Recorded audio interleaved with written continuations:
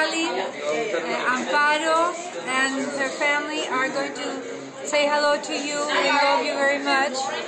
Ali, thank you for everything that you did for us. I remember a very special time in my life when I was going through a hard time, and you and Toby invited us, and you cooked a delicious meal.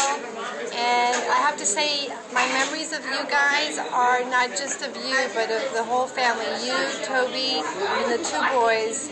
I just love you guys so much, and congratulations. Happy birthday.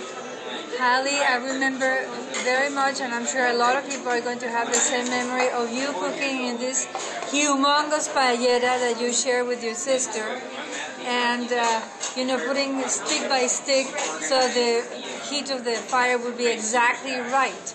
And I agree with Pilar. My memories of you guys are the whole family: Toby, Hallie, Seth the magician, and Jonah. And we love you so much, and we are very grateful for all the wonderful things that you have done for us over so many years, and for your friendship. We love the fact that you now are a grandmother, and it's awesome to be able to participate in your birthday with this little mini tape recording.